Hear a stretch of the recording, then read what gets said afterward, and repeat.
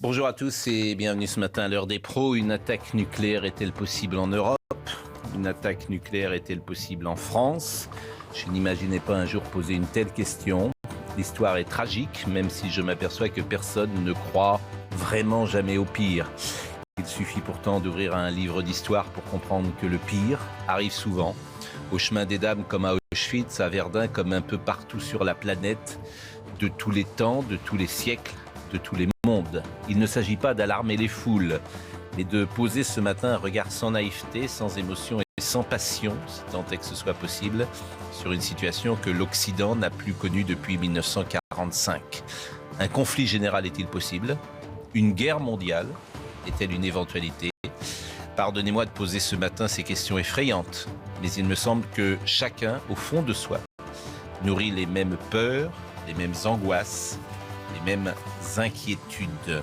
Bonjour Elisabeth Lévy, bonjour Guillaume Tabar, bonjour Vincent Desportes. Vous êtes ancien commandant de l'école de guerre, professeur de stratégie à Sciences Po et à HEC. Et évidemment que les questions que nous posons, qu'on n'imaginait d'ailleurs jamais se poser, pour tout vous dire, sont absolument effrayantes. Pourquoi je les pose? Je vous propose d'écouter ce qu'a dit hier Vladimir Poutine.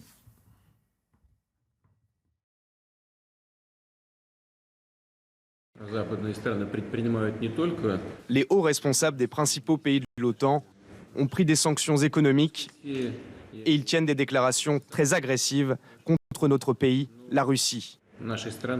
C'est pourquoi j'ordonne au ministre de la Défense et au chef d'état-major général de mettre toutes les forces de dissuasion de l'armée russe en régime spécial d'alerte au combat. Monsieur Desportes, cette phrase a agi comme une déflagration hier après-midi. Tous ceux qui l'ont écouté ont été saisis d'effroi. Et ce qui montre ça souvent, c'est que les gens s'appellent. Les enfants appellent leurs parents. Les parents essayent de rassurer, les gens s'appellent, les amis s'appellent. Comment vous décodez cette phrase? Écoutez, je pense que nous sommes dans une période nouvelle. Moi, je crois qu'un monde nouveau a commencé hier à 15h, au moment où le président Poutine a exprimé ceci. Nous étions avant dans une guerre conventionnelle, on pouvait avoir quelques milliers de morts, quelques villes un peu détruites. Là, nous sommes dans une guerre qui peut aller aux extrêmes et dans laquelle le monde peut être détruit. Et je crois que si nous sous-estimions ce danger, alors nos dirigeants nous pourraient être amenés à faire des erreurs d'interprétation. Et je pense que nous sommes rentrés véritablement dans une crise qui ressemble à la dernière semblable, qui est la crise de Cuba en 1962. Ceux qui nous regardent aujourd'hui, pour la plupart, n'ont pas connu cette crise-là. Je rappelle que pendant 13 jours, très exactement, le monde a été à la limite de la destruction. On se rappelle de moments extrêmement émouvants que l'histoire nous a appris. Quand l'ambassadeur de Russie va voir le président Charles de Gaulle et vient lui dire « mettez-vous de notre côté », parce que sinon vous allez mourir. Charles de Gaulle, fait exceptionnel, le fait asseoir. Il lui dit, monsieur l'ambassadeur, eh bien, nous allons mourir ensemble. Et donc, je crois que, vraiment, nous sommes dans une période grave. Et c'est d'autant plus vrai qu'en guerre nucléaire ou dans la diplomatie nucléaire, ce qui compte, c'est la capacité d'interprétation et le discernement. Or, autant en 1962, on avait deux acteurs qui étaient à peu près rationnels. L'un, très sûrement, qui était Kennedy, qui a réussi à empêcher ses militaires d'aller au tir nucléaire sur Cuba. Khrouchtchev était tenu par un appareil politique qui a fini par l'exclure, d'ailleurs, de son pouvoir. Là, nous avons un Poutine qui, visiblement, est coupé de la réalité et qui vient de faire au moins 5 graves erreurs d'interprétation. La première, vous le savez, c'était de penser que le peuple ukrainien de 2022 était celui de 2010 et que c'était toujours un peuple de sous-slaves à qui on pouvait imposer ce qu'on voulait. Grave erreur. Deuxième erreur, c'était de penser que l'armée russe, en quelques heures, finalement vendredi midi, se serait saisie de Kiev. Et donc, c'est tout à fait faux, évidemment. Troisième erreur grave de son côté, c'est d'avoir cru que cet homme qu'il méprisait, qui s'appelle le président Zelensky, allait céder immédiatement et qu'il ne serait pas cette incarnation de la résistance ukrainienne qu'il est. Troisième erreur. quatrième erreur. Il a cru que l'Occident serait toujours faible et que nous serions incapables de nous unir pour opposer un front uni. Pour la première fois, c'est évidemment très impressionnant face à cette menace. Et donc, ce que je veux dire par là, c'est que par 4 fois successives, le président Poutine a fait des erreurs de discernement. C'est les plus graves erreurs qu'on peut faire au moment où on commence à conduire une escalade nucléaire. Alors, pendant que vous parliez, Vincent Herouet nous a rejoint, et je l'en remercie. Vous le connaissez désormais. Avant que vous n'arriviez, je posais cette question que je n'imaginais jamais poser sur un plateau de télévision. Une attaque nucléaire est-elle possible en France ? On en est là. Et on en est là pourquoi ? Parce qu'à 15h hier, la déclaration, me semble-t-il, de Vladimir Poutine a agi comme une déflagration. Et chacun a pu le mesurer, d'abord dans son entourage familial, dans son entourage amical, où les gens s'appellent tout simplement, et ont besoin d'être rassurés sans doute, et ont besoin de décoder cette information. 2 choses, Vincent Herouet. Je m'aperçois que l'histoire est tragique, bien sûr, mais personne ne croit jamais au pire. C'est ça l'histoire de l'humanité. Personne ne croit jamais au pire. Non, c'est bien pour ça que Vladimir Poutine s'adosse aux 6000 et quelques têtes nucléaires qu'il a en réserve pour obliger le reste du monde à l'écouter. Jusqu'à présent, il tempêtait, il tapait du pied, on le mettait au coin, on le traitait avec une forme de mépris qui a son retour dans l'arrogance qu'il manifeste depuis 5 jours. Moi, je suis très frappé par la brutalité, l'arrogance, la provocation de Poutine, le mensonge même qu'il a opposé aux diplomates, aux différentes ambassades, aux délégations qui sont venues le voir. Et il y avait comme une sorte d'incapacité à être pris au sérieux. Pourtant, je veux dire, on a beaucoup parlé de l'humiliation de la Russie. Mais c'est vrai que la Russie a mené des guerres, toutes sortes de guerres, depuis 90, en Tchétchénie, en Syrie, en Libye et ailleurs. Et qu'il fallait la prendre pour autre chose que l'Espagne. Vous savez, on répète depuis une semaine, tout le monde répète que la Russie, c'est l'Espagne. Mais la Russie, c'est pas l'Espagne, c'est la Chine plus l'Inde réunie, plus 6000 têtes nucléaires, plus la question. Une pompe à pétrole. C'est une station-service, une grande caserne et un immense territoire et quelque chose de refoulé qui est dangereux, qui est réellement dangereux. Une des questions centrales, c'est évidemment, faut-il croire Poutine ? Jusqu'où peut aller Poutine ? Donc, on a écouté ce qu'il a dit hier, et je vous propose d'écouter ce qu'il avait dit jeudi, parce que ça nous intéresse beaucoup, ce qu'il avait dit jeudi, et notamment la réaction française à ce qu'il avait dit jeudi. Écoutez Vladimir Poutine jeudi. À ceux qui tenteraient d'interférer avec nous, et plus encore de menacer notre pays, notre peuple, ils doivent savoir que la réponse de la Russie sera immédiate et conduira à des conséquences que vous n'avez encore jamais connues. Est-ce qu'il faut croire Poutine ? Oui, mais attendez, les conséquences qu'on n'a jamais connues, on n'a jamais connu, par exemple, de frappes sur des satellites. Oui, mais c'est pas ça qu'on entend. Non, mais attendez. C'est pas ça qu'on entend. Vous dégagez ça d'un revers de main, oui, non, mais c'est pas rien. Vous ne vous rendez pas compte des conséquences que ça aurait. C'est entendu, mais c'est pas ça qu'on entend. Non, parce que vous allez immédiatement aux extrêmes. On était au 5e jour de la guerre. Non, mais c'est ce qu'il a dit hier. Ce qu'on voit, c'est qu'il y a une escalade. L'escalade. Qu'à force de monter, on risque de se casser la figure et de tomber en enfer. Alors, à force de monter, moi, ça m'intéresse aussi parce que je vais vous faire écouter ce que dit Jean-Yves Le Drian, qu'il a dit jeudi. Et comment faut-il décoder cette phrase ? Ce qui n'est pas facile pour nous, d'ailleurs, parce que En fait, la question, c'est est-ce que Jean-Yves Le Drian a eu tort de dire ce qu'il a dit, lorsqu'il a dit que l'OTAN était une force nucléaire et qu'elle a, à l'origine d'une forme d'escalade chez Poutine ? Je comprends bien que ma question est rude à poser, parce que je suis journaliste, certes, mais je suis aussi français, et dans une période comme celle-là, on peut imaginer une forme d'union nationale autour de ceux qui décident. On l'écoute ou je vous réponds ? On écoute d'abord Jean-Yves Le Drian, parce que c'est une phrase extrêmement importante. Écoutons-le. Il rompt avec ses engagements, il rompt aussi avec ses engagements personnels qu'il fait avec les uns et les autres. C'est un cynique et c'est un dictateur. Vladimir Poutine doit aussi comprendre que l'Alliance Atlantique est une alliance nucléaire. J'en dirai pas plus. Bon, c'est lui qui propose pour la première fois, qui dit le mot nucléaire. Bon, et évidemment, hier, Poutine, sans viser la France, bien sûr, il dit ceux qui menacent la Russie et qui parlent de nucléaire, je répondrai, etc. Donc je pose une question qui est difficile pour un journaliste à répondre pour les pour les raisons que j'ai dites il y a un instant. Alors, loin de moi l'idée de faire la leçon à qui que ce soit. Je suis très étonné d'entendre le ministre des Affaires étrangères parler avec aussi peu de diplomatie. Je suis très étonné d'entendre un ministre parler du nucléaire alors que c'est quand même le privilège du chef de l'État.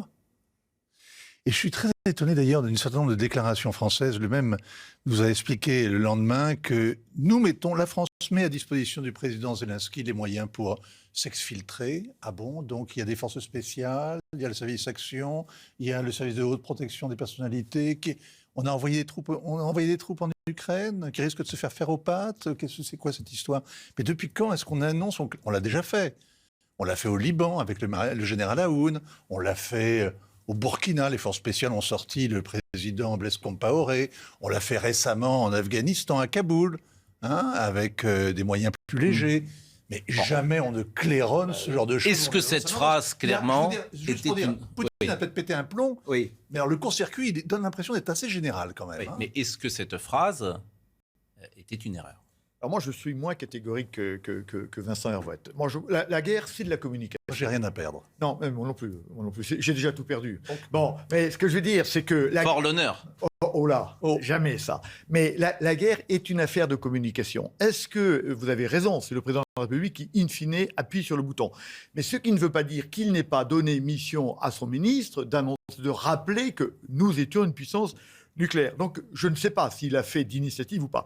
Ce que je veux dire, au-delà de ça, c'est que M. Poutine s'arrêtera quand on l'arrêtera.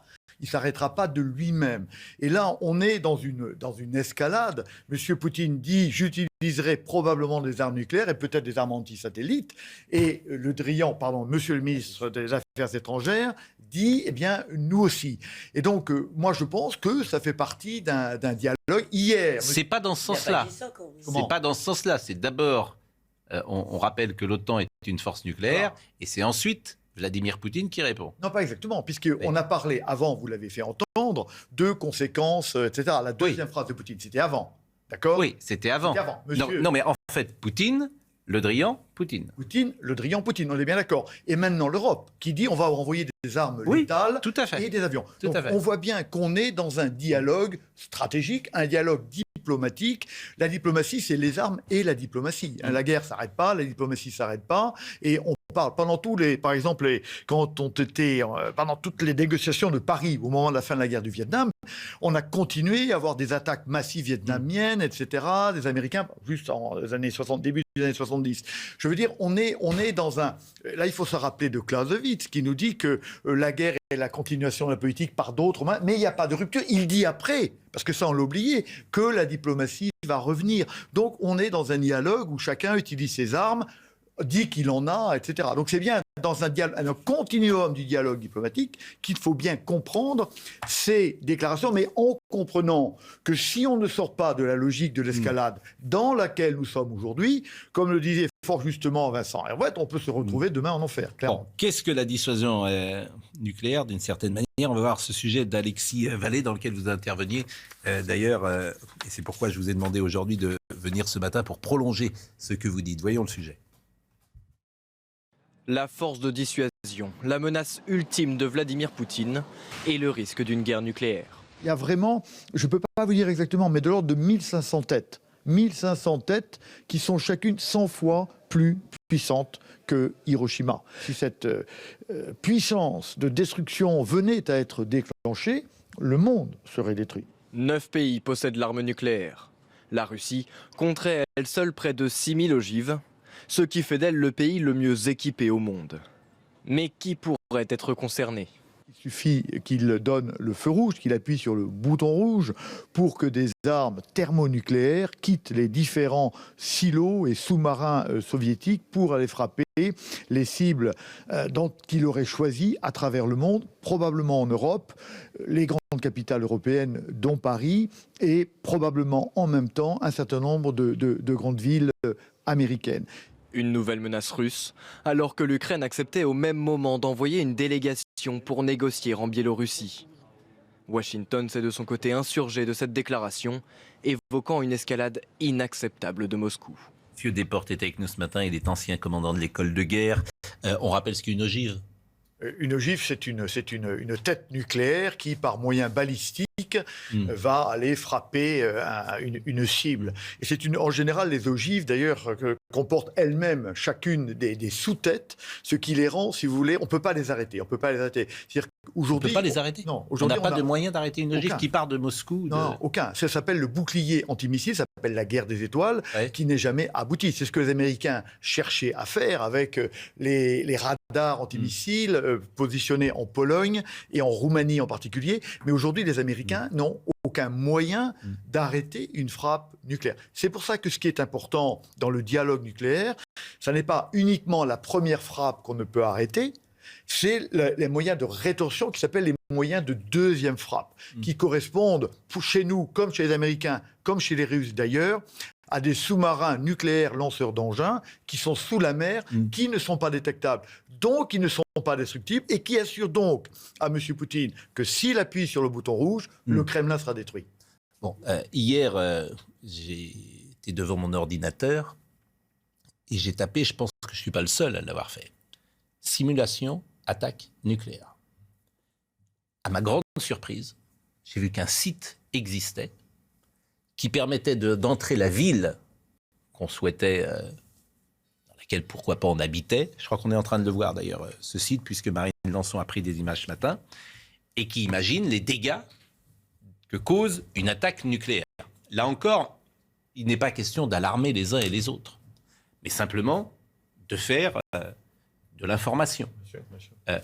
Une attaque nucléaire sur une ville, comme Paris, quelles sont les conséquences ? Paris est détruite. Paris est détruit. Et c'est-à-dire ? On ne parle pas de... C'est-à-dire, qu'est-ce que vous appelez détruit ? Tout est détruit, il n'y a plus rien ? Vous vous rappelez les photos d'Hiroshima ?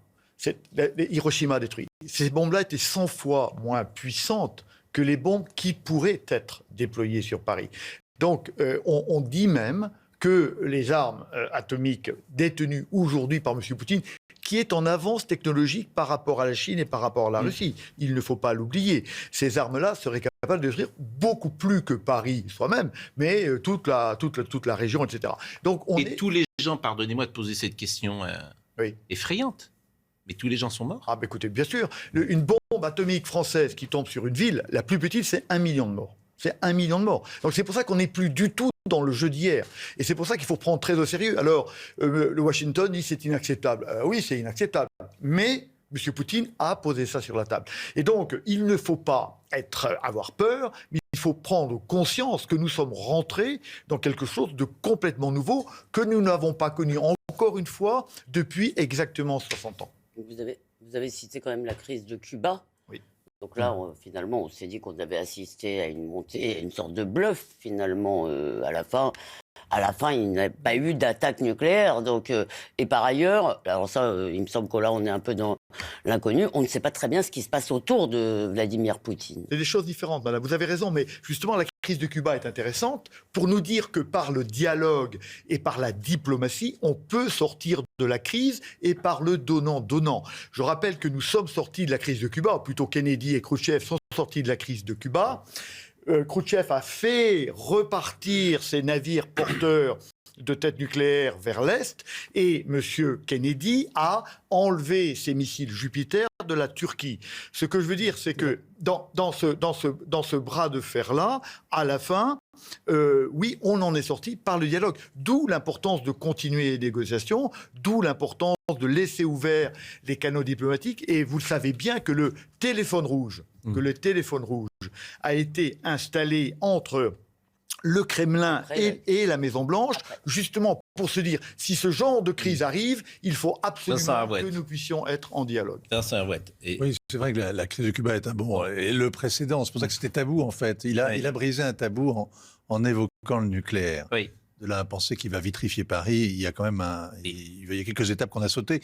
D'ailleurs, non seulement ça raserait Paris, non seulement ça tuerait les habitants, mais ça rendrait Paris inhabitable pour quelques millénaires. C'est-à-dire que si, après tout, Poutine tire sur l'Ukraine, il va réellement constituer autour de la Russie un glacis protecteur et une région qui sera absolument inhabitable, inhabitée, et où l'OTAN n'ira pas s'installer. Fermons la parenthèse, je n'y crois pas du tout. Personnellement, je n'y crois pas parce qu'il y a, en fait, ce que ça veut dire, c'est C'est pas un appel au secours, c'est même pas un coup de clairon, c'est la volonté qu'a Poutine dos au mur et dans une expédition militaire qui est en train de mal tourner parce que ça se passe mal sur le terrain. C'est pas encore le bourbier au bout de 5 jours, on ne peut pas dire ça. Les Russes avancent, mais ils avancent lentement. Il y a se cristallise une sorte d'opinion publique ukrainienne, un sentiment national. Il y a ce président qui joue réellement le rôle, qui a épousé complètement le rôle de sauveur du peuple. Hein. Il est Oloboro Dotko, vous savez, le personnage. Et il y a le monde entier qui se porte au secours de l'Ukraine. Donc, il est dans une difficulté. Moi, je suis très frappé pendant tout le week-end. Je n'étais pas devant mon ordinateur, mais j'ai reçu un nombre incroyable de coups de fil d'amis ou de relations russes qui étaient scandalisés par ce qui se passait. Oui. Dernier truc, pour appuyer sur le bouton, il n'est pas tout seul. Hein. Voilà, c'était ça. Ça, c'est la vraie question que je pose depuis 4-5 jours. Il faut, paraît-il, d'après les sources ouvertes, il faut que le chef d'état-major des armées et que le ministre de la Défense tournent la clé en même temps. Hein. Qui était à côté de lui, d'ailleurs, quand il l'a dit. C'est quand même des copains, probablement. Ouais. Mais bon, Guillaume Tabar, et après je vais faire écouter une réaction. Oui, et je pense que c'est important de s'attacher aux mots utilisés par Vladimir Poutine. Il n'a pas menacé d'utiliser l'arme atomique. Il a demandé à son ministre de la Défense et au chef d'état-major qui était présent. Guillaume Tabar ne joue pas sur les mots. C'est perçu comme une menace. Précisément, Guillaume a raison. Précisément, il ne s'agit pas de jouer sur les mots, il s'agit d'écouter les mots. Et surtout de voir la réalité de ce qu'est l'utilisation de l'arme nucléaire. Vladimir Poutine a demandé à renforcer le niveau d'alerte de l'arme nucléaire. Il y a plusieurs niveaux d'alerte. Et il ne faut pas qu'on ait l'idée que l'arme nucléaire, soit elle est totalement dormante, verrouillée, puis on s'en occupe pas, et puis d'un seul coup... C'est une arme de non-emploi. Et d'un seul coup, on ouvre les trucs. Non, c'est une la arme dissuasion de nucléaire, non-emploi. pour quelque pays que ce soit la Russie ou que ce soit pour la France, elle est en permanence en situation d'alerte. Ensuite, ce que peut faire un président, Vladimir Poutine, ce que pourrait faire Emmanuel Macron, c'est de renforcer les niveaux d'alerte. Donc là, je crois, enfin je ne sais pas sur votre contrôle, mais je crois qu'il y a 4 niveaux d'alerte avant l'emploi de l'arme nucléaire. Ce que Vladimir Poutine a demandé à ses généraux, c'est de passer du niveau 1 au niveau 2. C'est bien sûr en soi inquiétant puisqu'il utilise les mots. Bon, mais Monsieur Desport, vous validez ce que dit... Non, je valide, mais bien sûr, mais la traduction américaine de ce qui a été dit par M. Poutine, je le mets au plus haut niveau d'alerte. Alors maintenant, ce que vous dites est intéressant parce que c'est exactement le problème. Bluffe-t-il ou ne bluffe-t-il pas? Qu'a-t-il dit ou que n'a-t-il pas dit? C'est exactement ça. Le dialogue nucléaire, il est là. L'a-t-il vraiment dit? Ne l'a-t-il pas dit? Il n'a pas dit, je menace de vous envoyer mes armes nucléaires. Ça, il ne l'a pas dit. Mais on ne dit jamais ça. C'est la même chose. On est dans une gradation. Il ne l'a pas dit. Et donc, il y a votre interprétation qui est de dire jamais il ne le fera. Oui. Ou il y a l'interprétation de dire... Vincent Herouette disait, je n'y crois pas, Vincent. Non, mais il faut Et après, je vais vous faire écouter Non, Sergueï Girnov. Il faut qu'il perde. Il faut qu'il cède. Il faut qu'il perde. Oui, mais qu'il garde quand même le problème, c'est qu'il faut... la face. Le problème, c'est que si sa défaite est éclatante en Ukraine, son régime est foutu. Bah oui. Je veux dire, son pouvoir chancellera. Je veux dire, de la même manière que l'Union soviétique a disparu en perdant la bataille de l'Afghanistan, de la même manière, le régime poutinien risque bien de vivre à Kiev sa fin, son agonie. Donc, il est réellement dans une espèce de logique là, non pas tellement de défi, mais de survie. Il faut négocier, il faut discuter avec lui. C'est le moment urgent de trouver les voies et moyens de décider. Sergueï Girnov, qui est un ancien... importante sur laquelle je voudrais revenir après. Qui est un ancien espion du KGB, qui est sur nos plateaux hier. Sergueï Girnov, écoutez ce qu'il dit. Une de mes sources de Kremlin, jeudi, a dit que Poutine est prêt d'employer une arme tactique nucléaire pour impressionner le monde et pour faire voir jusqu'où il peut aller. Pour le moment, bien évidemment, c'est pas contre l'Occident, parce que s'il l'utilise contre l'Occident, c'est la Troisième Guerre mondiale, c'est fini pour la Terre. On est bien d'accord. Donc, il veut employer une arme tactique en Ukraine, qui est un pays dénucléarisé, qui ne peut pas répondre. Et donc, c'est une petite arme, parce qu'en fait, ça paraît comme ça abominable, mais une kilotonne, ça détruit 2 kilomètres autour. Donc, en fait, pour les militaires, c'est pas si impressionnant que ça. Mais symboliquement, ce sera le deuxième homme. Poutine, en fait, dans sa tête, il veut rentrer dans l'histoire de l'humanité pour être le deuxième homme qui a appuyé sur le bouton nucléaire après Truman. Une arme tactique nucléaire, nous dit Monsieur Girneuf. Monsieur Desportes, c'est quoi une arme tactique nucléaire avec des conséquences moindres? Alors, si j'entends Monsieur Girneuf. Ce sont des armes dont nous ne disposons pas. Nous, Français, parce que justement, nous nous sommes interdits d'avoir des armes dites tactiques. Il faut savoir que... C'est quoi une arme tactique? Une arme tactique, c'est une arme qui permet une arme de la bataille, si vous voulez. La guerre froide, au début, a commencé avec des armes nucléaires dans les deux camps, de manière à faire avancer la bataille avec des armes qui sont destructrices, beaucoup plus, qui sont nucléaires, mais qui ne sont pas des armes pour détruire des villes. Ce sont des armes qui servent à détruire des armées, des tanks, etc., qui sont donc beaucoup plus petites. Moi, j'ai commencé toute ma carrière militaire en apprenant à utiliser des armes nucléaires, à faire des attaques de chars derrière. La doctrine russe, en est restée là. Nous-mêmes, nous avons abandonné ces armes d'emploi. Et ça, ce sont des armes d'emploi. C'est pour ça qu'on a des armes nucléaires d'emploi dans l'arsenal russe. Et qui n'ont jamais été utilisées, qui n'ont jamais été utilisées. Et c'est pour ça qu'à un moment donné, si on se rappelle bien, pendant la guerre froide, on a retiré, les Américains ont retiré une très très grosse partie de ces armes tactiques, de manière à ce que le combat conventionnel, s'il y avait dû en avoir un entre le pacte de Varsovie et l'OTAN, ne devienne pas tout de suite un conflit nucléaire. Mais il est clair que la doctrine russe est une doctrine offensive qui possède des armes nucléaires tactiques. Et donc le raisonnement qui a été tenu par votre correspondant est possible. Est-ce qu'il est vrai ou pas? Je n'en sais rien. De toute façon, en matière nucléaire, tout est affaire d'interprétation. Mon problème, comme je vous l'ai dit, c'est que M. Poutine a commis d'énormes erreurs d'interprétation depuis le début de cette guerre. Bon, on va marquer une pause. Je crois, M. Desportes, que vous devez nous quitter, peut-être, mais je vous remercie et vraiment de la qualité de votre expertise. Et puis, très certainement, on va vous entendre régulièrement sur notre antenne. Merci à vous. On va recevoir M. Bauer dans un instant, Alain Bauer que vous connaissez, et on va continuer évidemment notre discussion, et notamment par l'intervention d'Ursula von der Leyen. Et là aussi, est-ce que ce qu'elle a dit est une bonne chose? Alors, je ne sais pas si je dois le traduire comme ça, mais comment? Magnifique. C'est-à-dire? Elle est remarquable. La guerre stimule vraiment toutes sortes de gens qui se révèlent Vous voyez pas qu'il à l'épreuve du feu. Je trouve admirable. que ça fait plusieurs jours que vous venez sur nos plateaux et d'abord je vous en remercie.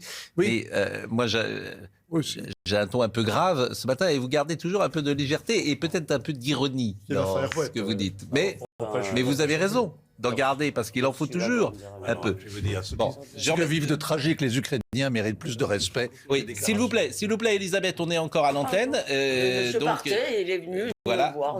Monsieur Desportes, merci. Je vous remercie vraiment beaucoup. On continue la discussion dans une seconde.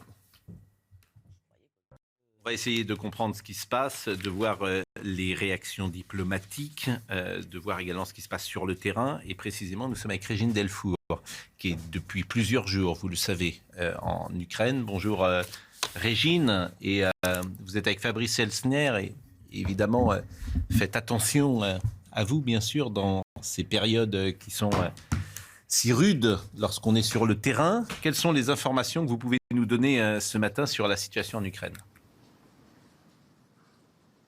Écoutez, sur cette situation, nous à Lviv, puisqu'il est très compliqué de savoir ce qui se passe en Ukraine, nous ici, la situation semble calme, mais c'est un calme qui est plutôt fin. Il y a énormément de réfugiés qui viennent ici. D'ailleurs, tous les hôtels sont pris d'assaut. Les chambres sont d'ailleurs réservées pour les réfugiés. On vient de nous dire que nous ne pouvions pas rester dans cet hôtel. Et nous avons pu échanger avec pas mal de réfugiés. Alors, notamment cette femme qui a quitté Kiev avec son enfant. Elle me confiait les larmes aux yeux qu'elle avait dû laisser son mari. Elle ne sait pas comment elle va pouvoir rejoindre la Pologne parce que son ambition est de rejoindre la Pologne pour retrouver des membres de sa famille. Mais il faut savoir que désormais, il faut compter plusieurs jours pour rejoindre la Pologne. On parle de 3-4 jours. Certaines personnes vont essayer de passer par la Roumanie, par la Slovaquie. C'est assez terrible ce qui se passe en ce moment ici. Une ville comme Lviv, est-ce que les connexions fonctionnent? Est-ce que la télévision fonctionne? Est-ce que Internet fonctionne? Est-ce que les habitants de Lviv savent ce qui se passe dans toute l'Ukraine? Oui, toutes les connexions fonctionnent, que ce soit la télévision, que ce soit les réseaux, Internet, beaucoup d'échanges par rapport à Facebook. Alors oui, il y a des informations qui circulent sur Telegram, mais il faut qu'ils vérifient ces informations. Tout est pour l'instant... en fait, ici à Lviv, les gens essayent surtout de se mobiliser. Ils savent qu'il y a évidemment cette offensive russe. Il faut freiner cette offensive. Donc il y a des volontaires qui sont en train de s'organiser, notamment dans des QG où ils fabriquent des propres armes, notamment des cocktails Molotov. Ils font appel ils ont réuni aussi beaucoup de vêtements et d'aide alimentaire, puisque comme je vous le disais, il y a énormément de réfugiés qui sont ici. La vie quotidienne telle qu'elle s'organise pour les habitants de Lviv, est-ce que les supermarchés sont ouverts? Est-ce que l'approvisionnement est garanti? Est-ce qu'au fond, la vie quotidienne aujourd'hui reste classique, j'ai envie de dire, dans cette ville de l'Ukraine? Non, elle ne reste pas classique, puisque de toute façon, le maire a demandé à ses concitoyens de rester le plus possible chez eux pour des raisons de sécurité, parce que même si dans cette partie de l'Ukraine, dans l'ouest de l'Ukraine, nous ne sommes pas encore touchés par les bombardements, cette ville n'est plus vraiment sécurisée. Alors il faut savoir que les cafés, les restaurants sont fermés, beaucoup de commerces sont fermés. Alors quand jeudi, ils ont appris l'offensive russe, les Ukrainiens ici à Lviv ont fait beaucoup de provisions. Il reste que quelques drosters qui sont ouverts. Au niveau de l'essence, ils sont rationnés. On a le droit de prendre quelques 20 litres uniquement. Voilà ce que je peux vous dire pour l'instant. Merci Régine Delfour, et je rappelle que vous êtes avec Fabrice Elsner dans des conditions qu'on imagine compliqué pour effectuer votre travail. Nous recevons à l'instant Alain Bauer, que vous connaissez, qui connaît particulièrement bien ces questions de sécurité et de défense et de renseignement. On a une première partie sur la possibilité d'une attaque nucléaire déclenchée par Vladimir Poutine.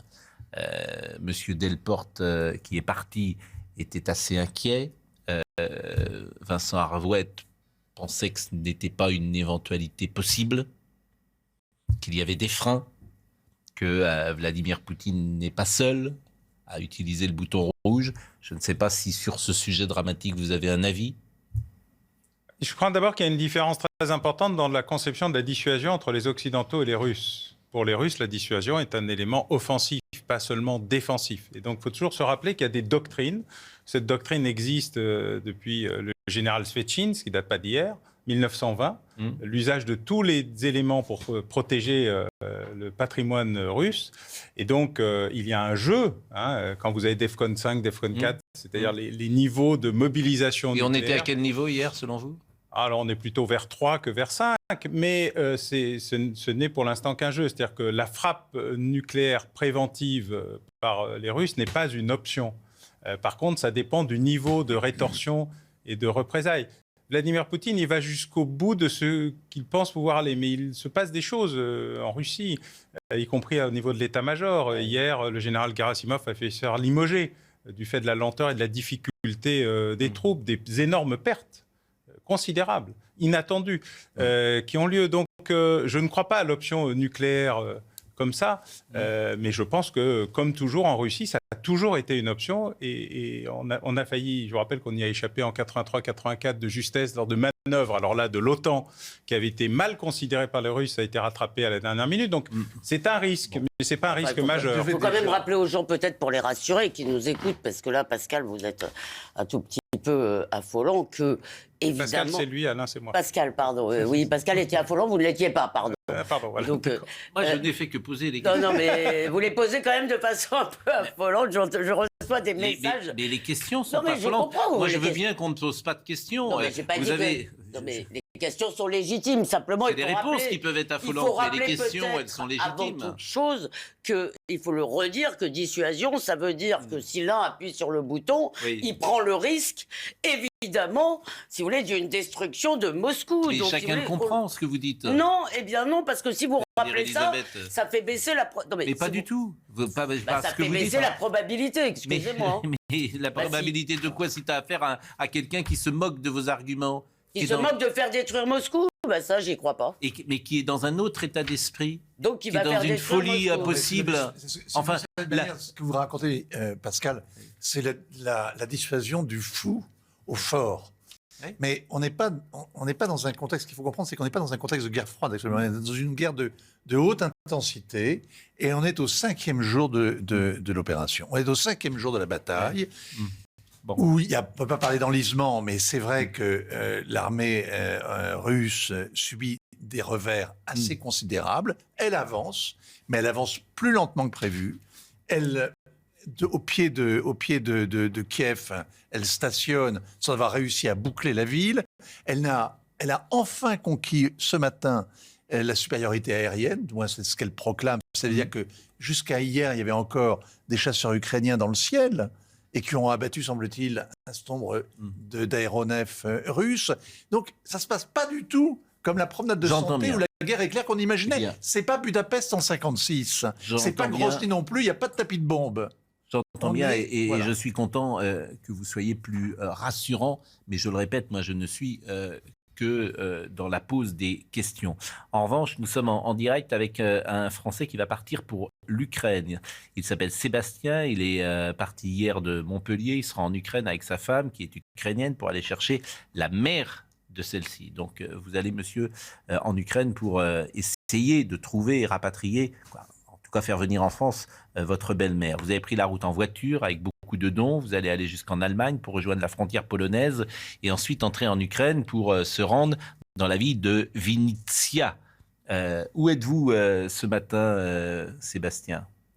Alors bonjour à tous. Alors ce matin, je suis arrêté sur une station-service en Allemagne. Voilà, donc on devra arriver dans quelques heures en Pologne. Bon, c'est pas la première fois que je fais la route, donc j'ai l'habitude, sauf que là, on a 5 jours où on n'a pas dormi, énormément de fatigue. Et effectivement, on est parti de Montpellier hier. Alors, un petit peu tard, on est parti à 13h parce que le matin très tôt, j'ai lu un article dans le Midi Libre d'un groupe qui s'était créé d'Ukrainiens à Montpellier. Et donc, j'ai lancé un message, un appel le matin pour avoir des dons. Il y a pas mal de personnes qui ont répondu, notamment un liveur du CNL qui est à côté de Nîmes, qui a fait bouger un peu la communauté gitane, parce qu'il est de cette communauté. Le groupe des Ukrainiens de Montpellier qui sont en train de monter une association qui sont immédiatement venus dans la matinée avec... j'ai des médicaments, j'ai demandé beaucoup de vêtements pour les enfants. Alors, les vêtements pour les laisser en Pologne, pour les personnes qui sont en Pologne, parce que tous ceux qui ont fui avec des enfants n'ont pas pu emmener, je suppose, énormément d'affaires, donc ils vont en avoir besoin. Et puis les médicaments, à la condition qu'on arrive à passer la frontière, bien entendu. Alors, j'ai appelé le Quai d'Orsay, on a appelé l'ambassade ukrainienne. Logiquement, il ne devrait pas y avoir de soucis parce que nos passeports étaient déjà tamponnés, que ma femme est ukrainienne. Et on va essayer d'amener les médicaments, par contre, le plus proche possible de Kiev, puisque Vinnytsia est à 2 heures de route avant Kiev. Malheureusement, il semble que les ponts soient coupés vers Kiev. Je voulais essayer d'aller récupérer le fils de cette dame qui est passée à la télévision, qui vient de Pézenas, qui est à 6 km de chez moi. Voilà. Est-ce que vous avez eu des nouvelles de votre belle-mère ? Alors, ma femme l'a au téléphone tous les jours, donc... ma belle-mère dort dans sa baignoire tous les soirs, voilà, à côté d'un mur porteur, au cas où une roquette touche l'immeuble, sur les conseils de son frère, qui est un ancien militaire, qui lui a dit « tu te mets à côté d'un mur, à côté du mur de l'immeuble le plus solide possible », donc un mur porteur, et donc elle dort sur des couvertures, dans sa petite baignoire, avec des oreillers, et une plaque de contreplaqué au-dessus de la baignoire, de manière à ce que si des gravats venaient à tomber du plafond sur elle, ça la protège un maximum. Écoutez, bon courage Sébastien, et bon courage, et évidemment on va prendre des nouvelles ces prochaines heures de votre périple.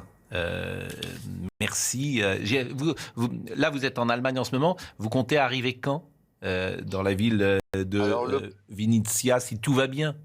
Alors, en fait, arrivé à la frontière, je voudrais je voudrais arriver à la frontière en fait dans le courant de la nuit. Pourquoi? Parce qu'il y a un couvre-feu, que les couvre-feux ne sont pas les mêmes suivant les villes, les horaires ne sont pas les mêmes suivant les villes que l'on traverse. Donc c'est un petit peu compliqué, donc ça sert à rien d'arriver le soir parce que de toute façon c'est dormir toute la nuit à la frontière. Il fait extrêmement froid déjà là en Allemagne, donc j'ose pas imaginer en Pologne le froid qu'il fait. Je profite d'être à l'antenne pour demander à ce que quelqu'un de bien placé, un ministre, un député, ait la gentillesse de prendre mon numéro de téléphone auprès de vous et de m'appeler parce que j'aurais peut-être quelques petites choses à voir avec lui, ça pourrait être bien.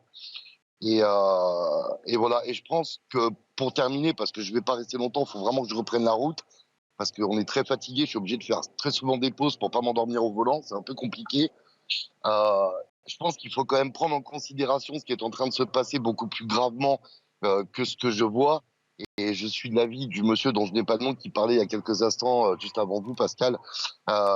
Et je pense que ce qui est en train de se passer là va avoir de très graves répercussions, non seulement sur nous, mais je pense que si on ne montre pas au peuple ukrainien qu'aujourd'hui, nous sommes avec lui, eh bien, demain, on sera tout seul. Merci, que ça, merci c'est très beaucoup important à prendre en Sébastien et bon considération. courage à vous et faites attention à vous parce que plusieurs fois vous aviez dit que vous étiez fatigué.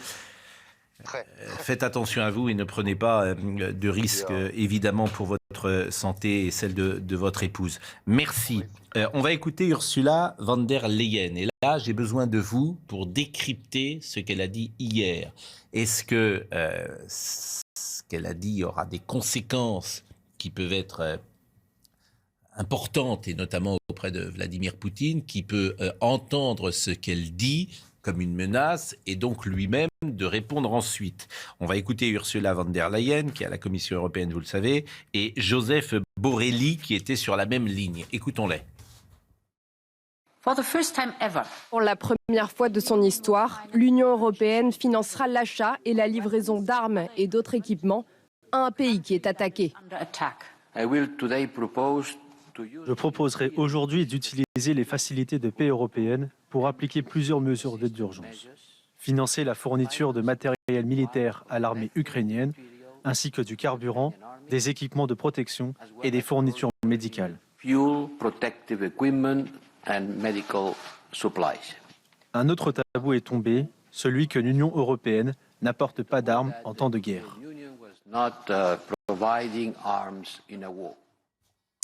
Joseph Borrell et Ursula von der Leyen. Donc là, on est tout à fait dans ce qu'avait dit Vladimir Poutine. Si certains interfèrent, les conséquences seront telles que vous ne les avez jamais connues. Donc, manifestement, il y a Madame la Commission européenne qui intervient pour la première fois d'ailleurs dans son histoire. Donc comment dans son histoire. Oui, non mais votre lapsus c'était assez révélateur. Sur le plan militaire. Donc, comment vous décryptez ça et est-ce que c'est, j'allais dire, une bonne chose, pardonnez cette formule un peu triviale? Un jour, il faudra sans doute, euphémistiquement, sans doute remercier Vladimir Poutine d'avoir créé deux événements extraordinaires. Un, il a créé une nation ukrainienne qui n'existait pas vraiment jusque-là parce qu'il pensait que des hordes d'Ukrainiens de l'Est se précipiteraient pour applaudir les libérateurs.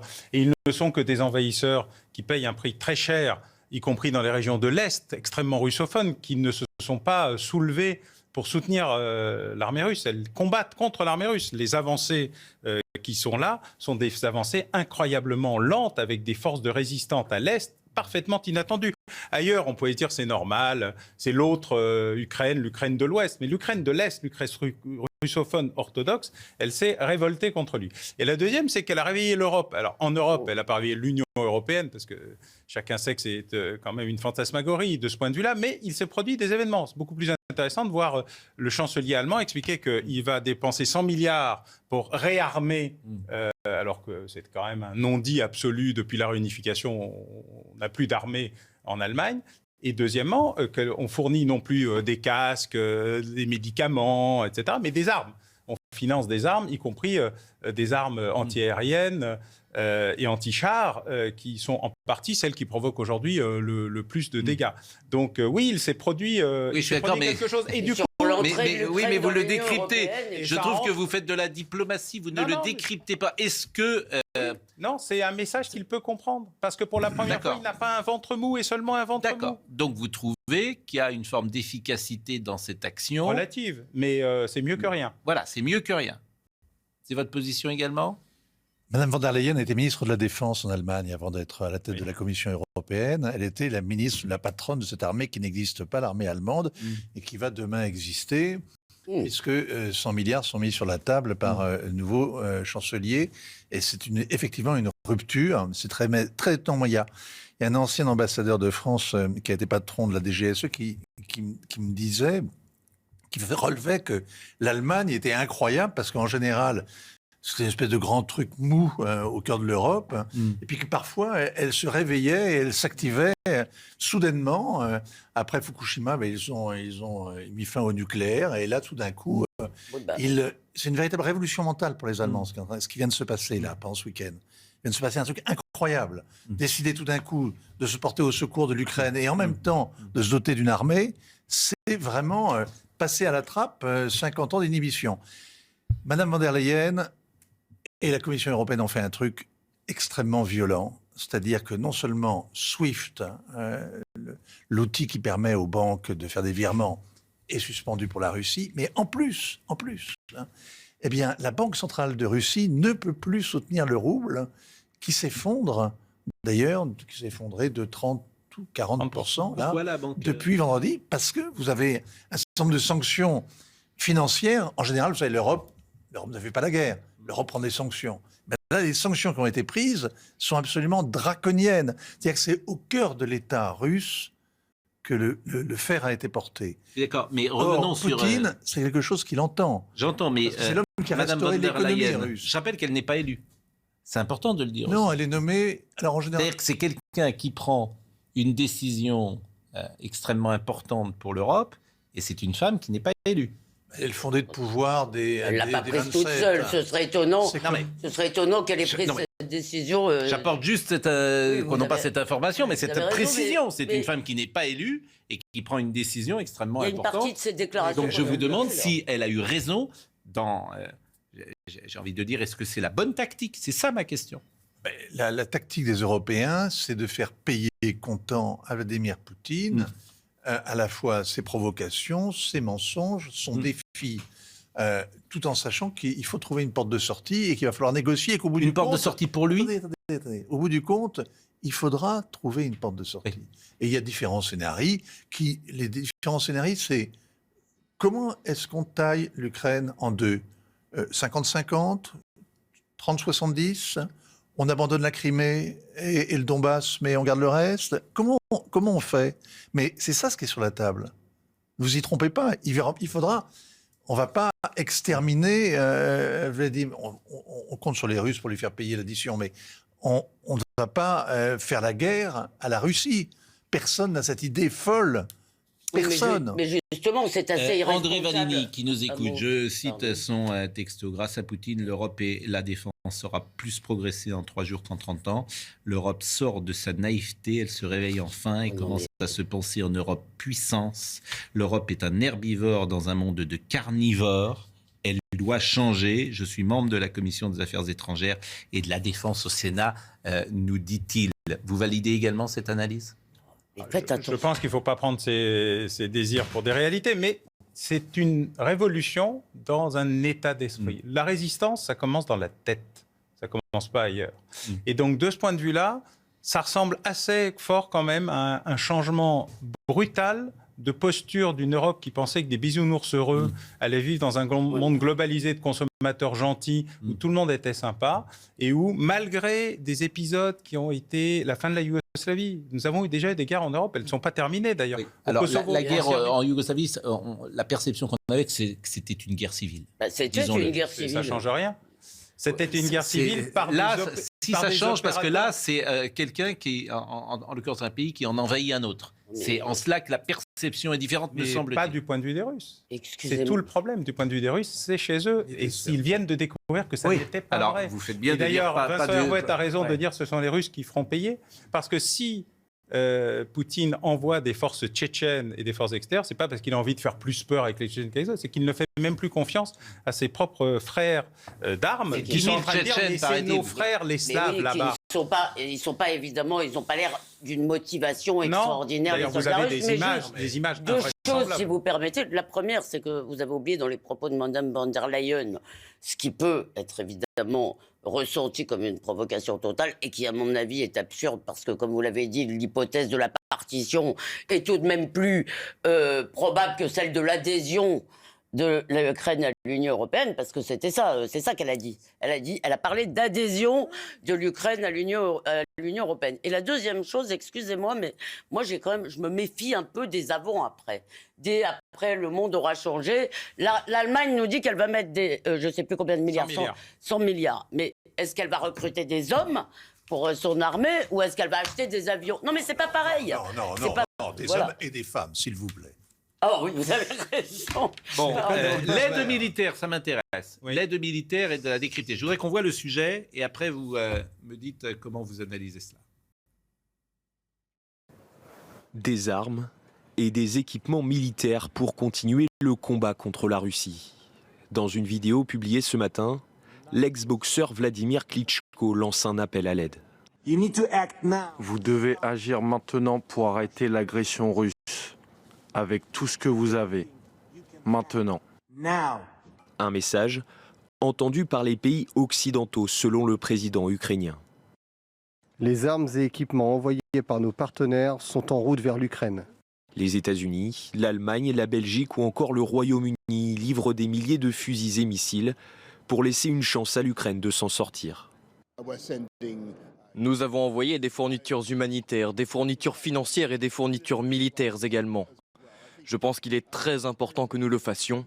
Le Royaume-Uni a été le premier pays européen à envoyer une aide militaire à l'Ukraine. Au troisième jour de la guerre, 200 civils ukrainiens ont déjà été tués par les Russes. De son côté, la France a promis de renforcer son implication sur le front est de l'OTAN. Bon, l'Union européenne va armer Kiev. On va être d'ailleurs avec André Valigny. Il dit en 3 jours, on a fait plus que... en 30 ans, donc ça montre, et c'est votre analyse, que l'Europe montre sa puissance, et finalement, c'est ce qu'il faut pour contrer Vladimir Poutine, de montrer qu'on est là. Oui, l'Europe montre sa détermination et vient au secours d'une armée qui n'avait pas prévu ça. Hein. Je veux dire, il n'y a pas de ligne de fortification, il n'y a pas de défense, etc. C'est très frappant, les Ukrainiens ne s'y attendaient pas.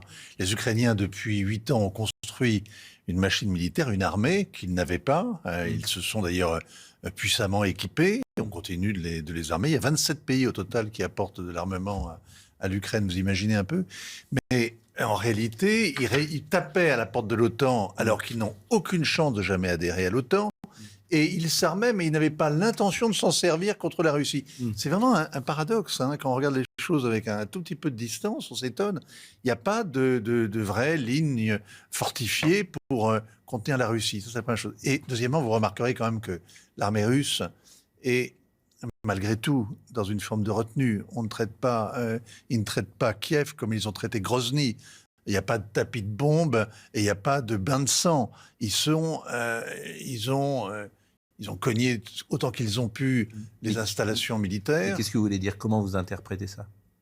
Eh bien, je veux dire, le Vladimir Poutine a une conscience aiguë du fait que cette guerre sera profondément impopulaire chez lui, d'autant que les autorités ukrainiennes manipulent extrêmement bien la propagande, la guerre de l'information et la bataille de l'image, ils l'ont gagnée. Et donc, il n'est pas question de tuer des Slaves, de tuer des orthodoxes, de tuer des ressortissants d'un pays frère. Même s'il y a déjà 400 morts et dont une vingtaine d'enfants. Oui, c'est terrible, c'est la guerre, c'est quelque chose... Tout le monde vit dans la peur, tout le monde vit dans la tristesse, tout le monde vit dans l'angoisse, on ne sait pas ce qui va se passer demain. C'est la guerre, tout le monde s'affole pour sa famille, mais pour l'instant, c'est pas Grozny. Juste puisqu'André Valigny m'envoyait il y a quelques secondes un texto et que par la force technique aujourd'hui avec les FaceTime, on peut éclairer immédiatement ce qu'a voulu dire M. Valigny. Merci d'être avec nous. Je rappelle que vous êtes membre de la Commission des Affaires étrangères et de la Défense au Sénat. Est-ce que selon vous, la réaction de l'Europe et de Mme von der Leyen est ce qu'il fallait faire pour exprimer sa détermination face à Vladimir Poutine et sa puissance et sa force. Bonjour. Oui, bonjour Monsieur Pro. Je pense que l'Union européenne accomplit de grands pas depuis quelques jours. D'abord, sur le plan des sanctions, l'Union européenne a été très réactive, très rapide et pour une fois unanime. Très rapidement, l'unanimité a été trouvée pour frapper de sanctions très lourdes Poutine et la Russie.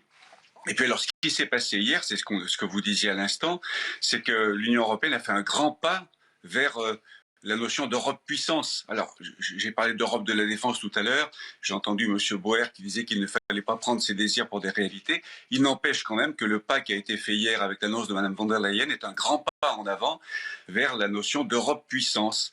C'est vraiment quelque chose d'historique. Et jusque-là, moi, je faisais partie de ceux qui regrettaient que l'Europe ne se considère pas suffisamment comme une puissance autre qu'économique. C'est une grande puissance économique, commerciale évidemment, financière aussi, mais l'Europe doit avancer, je l'ai dit dans mon texto tout à l'heure, l'Europe est encore un herbivore dans un monde de carnivores, et je pense que la crise ukrainienne, la guerre que Poutine a déclarée à l'Ukraine, va nous permettre d'avancer beaucoup dans cette direction. Merci de ces précisions, Monsieur Vallini. Merci. On va essayer maintenant d'aborder le chapitre responsable coupable. Évidemment, Vladimir Poutine est le premier coupable de ce qui se passe. C'est lui qui intervient en Ukraine et c'est lui qui déclenche cette guerre. Est-ce qu'il y a des responsabilités ? Et c'est toujours difficile à ce moment-là de parler des responsabilités, parce que c'est de dire, est-ce que l'OTAN a été responsable ? Est-ce que l'Europe a été responsable ? Est-ce que l'Amérique a été responsable de cette situation ? La question, c'est est-ce qu'on aurait pu l'éviter ? Et cette question me paraît importante. Il y avait un accord qui a été signé par James Les accords Baker. de Minsk 2, par exemple, ne sont pas respectés, paraît-il. Ils ne pouvaient pas l'être, donc c'est juste pour se faire plaisir. Non, l'accord... Oui, alors là, il faut que vous expliquiez. Il y a un accord initial qui est assez simple. L'Allemagne se réunifie, l'OTAN n'avancera pas d'1 millimètre à l'est. L'OTAN n'avancera pas d'1 millimètre à l'est. Ça, c'est les accords de Minsk ? Non, c'est 1990, James Baker, dans un dialogue avec Gorbatchev, puis Eltsine. L'OTAN n'a pas respecté cet accord, pour des raisons différentes, et donc en 7 vagues d'adhésion. Donc ça, c'est la responsabilité de l'OTAN. Historique, oui, des États-Unis d'Amérique.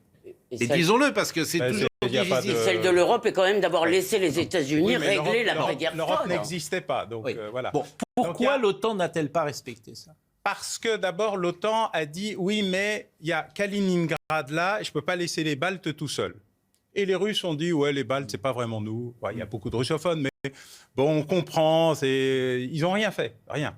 Et puis, il y a eu un Premier ministre de Boris Eltsine qui s'appelle Evgeny Primakov, qui a établi une doctrine qui est assez simple.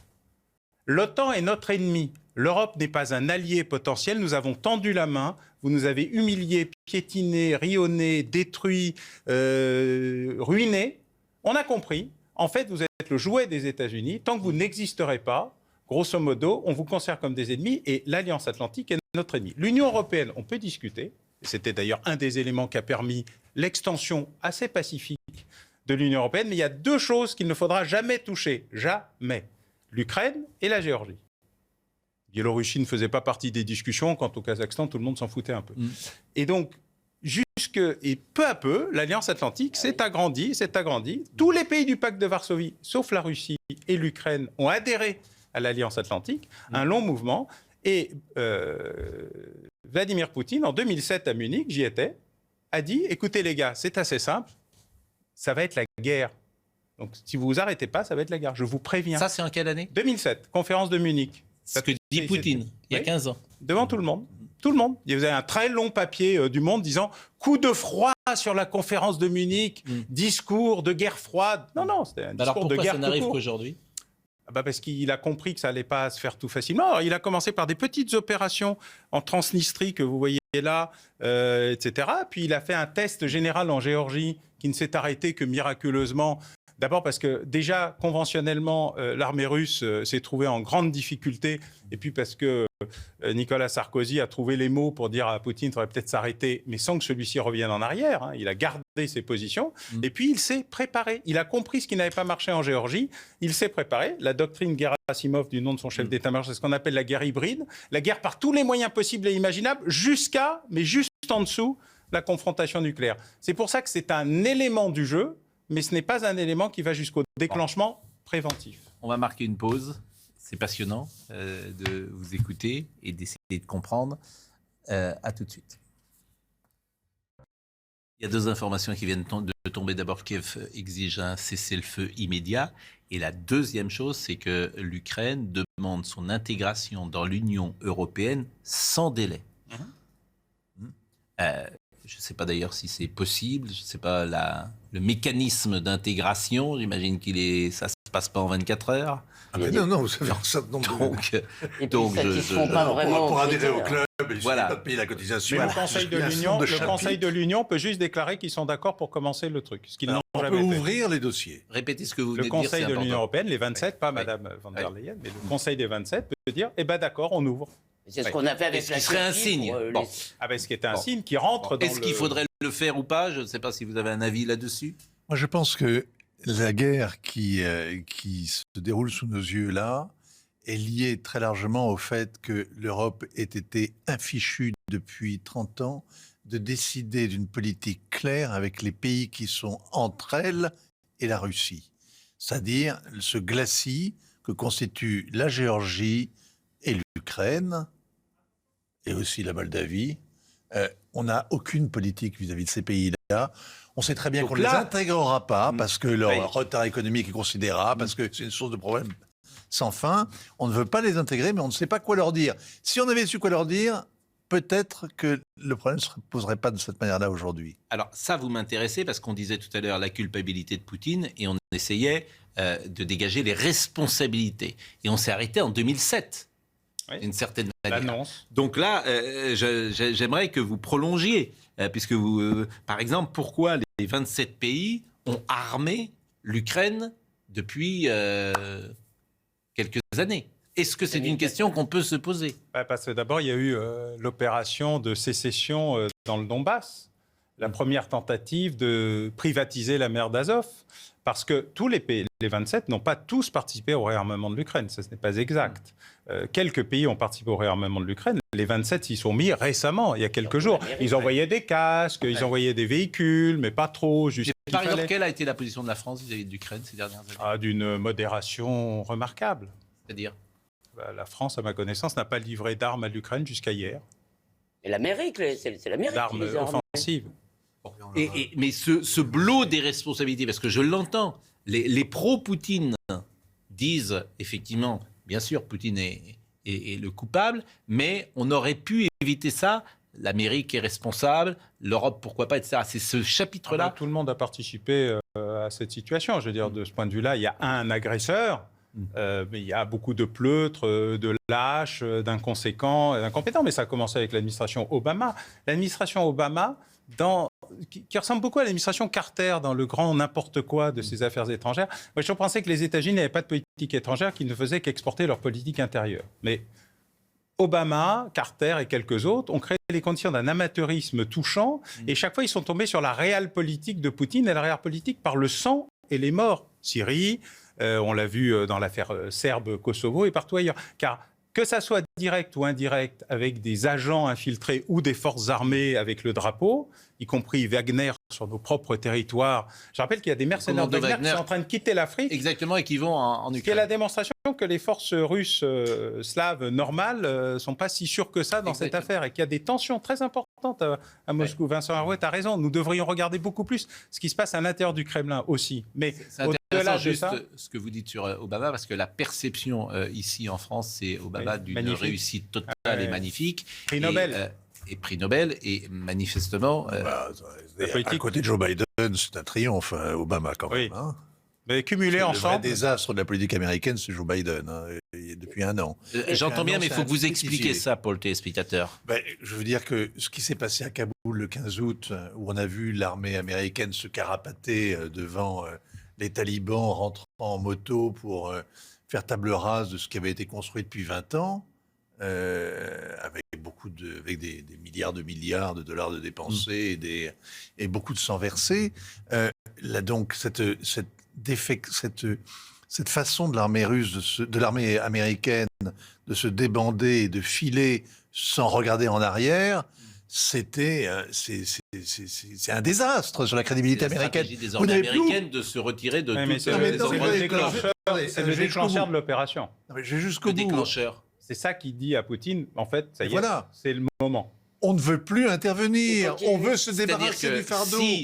Si l'Amérique ne se retire pas de l'Afghanistan... Aussi désastreusement, elle aurait pu sortir en là, oui. Ce serait peut-être pas passé. Probablement. Bien sûr. Et s'il ne leur avait pas dit... question subsidiaire, après je donne la parole à Elisabeth. Trump aurait fait la même chose? C'est Trump qui a créé le désastre afghan. C'est lui qui a signé les accords. Biden n'a fait que reculer l'échéance avec un amateurisme touchant, ça je suis d'accord. Mais c'est pour ça qu'il faut le dire ils sont aussi. tous les deux, ici ils sont mis tous les deux. Oui, c'est pour ça qu'il faut le dire aussi, parce que ceux qui pensent qu'avec Trump, les choses auraient été différentes, soit ils ne connaissent pas la situation, et ce que vous venez de dire est important. Deux choses qui me semblent, un sur le long terme, c'est qu'en 91, donc quand l'URSS s'effondre, si vous voulez, on laisse en gros les Américains maître du jeu. L'Europe est totalement absente de cette affaire. Ça se règle. Et d'ailleurs, on voit encore, il y a quelques semaines, les discussions sur l'Ukraine se font sur un pays européen. En Europe, dans le continent, sur le continent européen, se font entre Américains et Russes, qui est quand même un peu sidérant. Donc, j'y crois pas du tout, moi, à votre réveil de l'Europe qui, tout d'un coup, va devenir une puissance. On ne devient pas une puissance du jour au lendemain. La deuxième chose qui est beaucoup plus récente, les Américains ont dit à un moment, on ne mettra pas un homme en Ukraine. Et ça, il me semble que c'est quand même un signal aussi. Exactement. Vas-y. Non?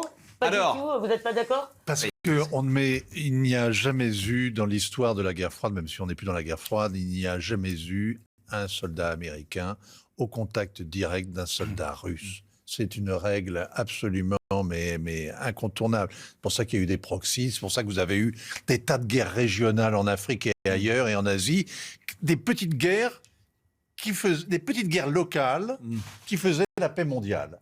Des petites guerres locales avec chacun des deux camps soutenant l'un des bords, mais ça faisait... Il n'est pas question que les Américains soient au contact des Russes. En revanche, quand M. Biden, qui connaît parfaitement en plus l'Ukraine, qui a eu des intérêts sur place, dont le fils a été impliqué dans des entreprises, c'est le pays où il est allé le plus, c'est le pays qu'il connaît le mieux. Pendant qu'il était sénateur, il était passionné de l'Ukraine. Donc, quand M. Biden dit « s'il y a une petite incursion russe, on ne bougera pas », c'est vraiment un feu vert à Poutine pour qu'il se saisisse de la... C'est pour ça que c'est important. Et je rajoute juste un truc, quand même, pour qu'on ait en mémoire ça. En 2014, quand vous savez, quand il y a Maïdan, quand il y a, comme ça, ils virent le régime pro-russe et mettent à la place un régime pro-occidental, normalement, pro-démocratique. À ce moment-là, il y a la sous-secrétaire d'État américaine qui se réjouissait partout d'avoir mis 100 millions sur la table, 100 millions de dollars pour déstabiliser l'Ukraine. Ils avaient réussi. Les Américains le reconnaissaient, l'avouaient, le proclamaient. Ils avaient déstabilisé le cœur de l'Empire russe. L'Ukraine, c'est pas la Pologne, c'est pas la Slovénie, la Slovaquie ou l'Ukraine ou la Hongrie. L'Ukraine, c'est vraiment la famille, c'est la famille slave. On va être dans une seconde avec Loïc Signor parce qu'il y a un conseil de défense à l'Élysée. Mais ce matin, vous savez, on est rarement monothème et on avait demandé à Guillaume Tabar de venir pour la malédiction de la droite. Et effectivement, on va peu en parler, au moins en parler, Guillaume Tabar, par rapport à ce qu'on avait imaginé en parler. Tout ça est décalé. Mais quand même, ça nous permet de parler un peu de la présidentielle qui arrive et qu'elle nous paraît, d'une certaine manière, à la fois dérisoire aujourd'hui par rapport à ce qu'on imagine ou par rapport au niveau de tension, et en même temps que ça reprend peut-être aussi la malédiction de la droite. Ce qui se passe aujourd'hui illustre le titre de votre livre, parce que c'est pas aujourd'hui qu'elle peut être en position de gouverner avec Valérie Pécresse dans l'instant que nous imaginons. Oui, il y a un nouvel élément finalement de cette malédiction, c'est que l'électorat de droite pris dans sa globalité ou dans sa définition un peu classique a une composante forte qui n'existe dans aucun autre électorat, ni l'électorat de gauche, ni les électorats protestataires d'une manière ou d'une autre. C'est une sorte de réflexe légitimiste. Or là, on est dans une crise, et dans une crise, en plus avec une guerre qui est aux portes, enfin qui est en Europe même, on peut avoir un électorat qui est naturellement, qualifions-le de droite, qui va reconnaître l'autorité de celui qui est aux manettes. Et le grand danger aujourd'hui pour Valérie Pécresse, qui a peut-être d'autres difficultés aussi dans sa campagne, c'est qu'aujourd'hui, celui qui incarne l'autorité, la protection, d'ailleurs c'est intéressant de voir que dans sa toute première allocution jeudi matin après le déclenchement de cette guerre, l'une des phrases d'Emmanuel Macron, c'était de dire aux Français « je vous protégerai ». Protéger de quoi? On ne sait pas encore ce que ça veut dire, mais sémantiquement, il joue ça. Moi, je suis le président qui vous protège. Et c'est sûr que face à peut-être des candidats qui ont une vision peut-être radicalement opposée à la sienne, on pense à Mélenchon, on pense à Zemmour, on pense à Marine Le Pen, qui ont un discours différent aujourd'hui de cette crise, il n'y a pas vraiment de différence fondamentale entre le regard d'une candidate de droite, Valérie Pécresse, et ce que peut dire et a fortiori faire Emmanuel Macron dans cette crise. Donc le danger aujourd'hui supplémentaire pour la droite, c'est que Emmanuel Macron apparaisse pour son électorat naturel comme étant le vote légitime ou naturel. Et peut-être, je l'entendais ce week-end, certains imaginaient que Valérie Pécresse n'aille pas forcément jusqu'au bout. Ah bon? Et que sa candidature, là, je pense que, si la crise ou si la guerre était plus forte, plus présente... C'est vous qui allez lui payer ses frais de campagne si elle Non, va jusqu'au bout? Malgré tout, il y a quand même des échéances. Précisément, puisque ce conflit met en jeu aussi notre conception de la démocratie, il serait totalement invraisemblable et même impensable que la réponse d'une démocratie à une guerre dans une partie de l'Europe soit de dire on suspend nos procédures démocratiques. L'élection c'est pas ça que disait Pascal. Pascal disait qu'elle pourrait se retirer, mais à ce moment-là, ça veut dire pas de législative. Non, ça veut dire non, mais ça voudrait dire qu'elle pourrait rallier, pourquoi pas. Certains le disaient au sein. Se retirer. Pas vos frais de campagne déjà. Non, mais je veux pas être. Oui, mais bon. Non, mais vous croyez que tout s'est arrêté, que les gens ne pensent. Mais arrêtez, Pascal. Excusez-moi, là, je vais vous contester. Arrêtez de croire que parce qu'il y a une guerre qui est effectivement une guerre grave, les gens se sont arrêtés de penser à tout le reste, qui n'ont plus que des pensées élevées, qui n'ont plus que la démocratie et l'Ukraine en tête. C'est faux. Je vous dis pas ça. Mais si. Vous me parlez frais de campagne. Oui. Parle, vous croyez que ça joue pas, vous? Non, mais je pense qu'il y a deux choses différentes. Il y a effectivement le... Vous êtes naïf, hein. Vous êtes, une sorte de climat d'union nationale dans un contexte pareil. Oui, non, mais c'est d'ailleurs le mot, vous l'avez dit, union nationale. C'est pour ça que je l'ai entendu au sein même de sa famille. Oui, et je pense que ça n'est pas un hasard si là encore, je ne l'un des premiers gestes, j'allais dire, de politique intérieure d'Emmanuel Macron aurait été de recevoir à l'Élysée et François Hollande et Nicolas Sarkozy. Et pareil, il ne faut pas être naïf. La politique, elle continue pendant la guerre. Et c'était recevoir François Hollande et recevoir Nicolas Sarkozy. C'est une manière de dire à l'électorat de gauche d'un côté et de droite de l'autre, vous voyez, c'est autour de moi que les choses s'organisent. Et l'objectif, bien sûr, c'est de rendre caduque, ou en tout cas de diminuer la pertinence d'une candidature alternative. Mais en même temps, voilà, après, les échéances, elles continuent. En tout cas, on va continuer la discussion. On a fait de la géopolitique, on a fait le chapitre nucléaire. On va voir ce qui s'est passé à Kiev ces dernières heures. Et là, on va être sur des témoignages humains qui nous ont beaucoup frappés. Mais avant cela, je le disais, Loïc Signor, qui est conseil de défense ce matin. Alors, évidemment, personne ne sait quand le président de la République va déclarer sa candidature. Personne ne sait comment il va la déclarer. Personne ne sait s'il va faire campagne. Parce qu'effectivement, je pense que le meeting de Marseille qui était annoncé, Loïc Signor, est annulé. Bonjour Loïc. Pascal, annulé non, mais en suspens bien évidemment, même si les équipes de La République En Marche du côté de la rue du Rocher, le QG du presque candidat, se préparent toujours à la tenue de ce meeting samedi à Marseille. Tout était prévu la semaine dernière avant l'offensive russe pour une déclaration d'Emmanuel Macron sur le terrain lors d'un déplacement, sans doute après le dernier Conseil des ministres de mercredi, mais bien évidemment l'agenda d'Emmanuel Macron est bousculé et on ne sait pas quand est-ce que le président de la République annoncera sa candidature ni comment. Ça pourrait se terminer en dépêche AFP, me confiait la semaine dernière un proche du président de la République. Et pour cause, l'agenda est très chargé, vous le voyez encore aujourd'hui, Conseil de défense ce matin à l'Elysée, c'est le 4e en une semaine. Il y aura de nombreux entretiens avec ses homologues, à commencer par Joe Biden et les alliés de l'OTAN. Ce sera cet après-midi. Il va recevoir aussi à l'Elysée la présidente de la Géorgie avant de recevoir ce soir le chancelier allemand Olaf Scholz et Ursula von der Leyen, la présidente de la Commission européenne. Ce sera certainement le cas encore demain. Les contacts sont nombreux, vont se multiplier pour Emmanuel Macron. Et on ne voit pas, je vous le dis très clairement, Pascal, à l'Elysée, comment il pourrait déclarer sa candidature avant le 4 mars, avant vendredi prochain, date du dépôt des parrainages au Conseil constitutionnel. Il va falloir trouver une fenêtre de tir, une nouvelle, mais elle sera très étroite, me confiait un très proche du président de la République. Loïc, Nicolas Sarkozy était donc à l'Elysée vendredi avec François Hollande. J'ai vu qu'un candidat, en l'occurrence Éric Zemmour, avait demandé que des émissaires de la paix soient envoyés, Hubert Védrine et précisément Nicolas Sarkozy. Je n'imagine pas, pour tout vous dire, Emmanuel Macron écouter Éric Zemmour.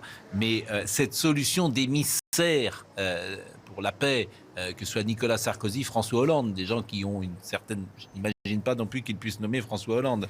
Mais est-ce que ce sera discuté dans ce Conseil de défense ? Non, pas dans ce Conseil de défense, mais plutôt avec ses conseillers politiques, Emmanuel Macron, et diplomatiques aussi. On a posé la question, bien évidemment, dès lors que Éric Zemmour et Valérie Pécresse ont fait ces propositions. Nicolas Sarkozy et Hubert Védrine pour Éric Zemmour, seul Nicolas Sarkozy pour Valérie Pécresse. Et on balaye cette possibilité d'un revers de la main du côté de l'entourage d'Emmanuel Macron. Ils ne sont pas présidents de la République. Ce n'est pas au candidat à l'élection présidentielle de définir la stratégie du côté de l'État. Et donc, on préfère plutôt recevoir à nouveau, le cas échéant, François Hollande, Nicolas Sarkozy, Hubert Védrine, et entretenir ces contacts réguliers pour prendre des conseils. On se souvient que François Hollande et Nicolas Sarkozy ont négocié avec Vladimir Poutine en 2008 et en 2014 respectivement. On peut s'appuyer sur leur expertise, sur leur expérience. C'est la tradition républicaine, me disait un conseiller d'Emmanuel Macron, comme ça a été le cas la semaine dernière, et cela pourrait se reproduire dans les jours qui viennent si Emmanuel Macron en ressentait le besoin et la nécessité. Merci Loïc Signor, vous êtes devant le palais de l'Elysée, conseiller de défense à 11h. L'Ukraine sur le terrain, je voudrais qu'on écoute peut-être un témoignage, celui de Jérémy, que nous suivons d'ailleurs depuis plusieurs jours et qui raconte ce quotidien en Ukraine. Je suis toujours à 130 km au sud de Kiev. Moi, je suis en relation avec pas mal d'amis qui sont dans la région de Kiev, plus proches que moi. Et ça, hier, c'était vraiment les bombardements qui a duré pas mal de temps. Ici, moi, j'entends les avions de chasse qui font des allers-retours, et notamment un avion qui a été abattu. Avant-hier, quand je suis allé parce que moi j'évite d'aller dans les grandes villes, je vais dans des petits villages très reculés avec 10-15 maisons où les lumières sont éteintes, où il y a moins de risques d'une attaque.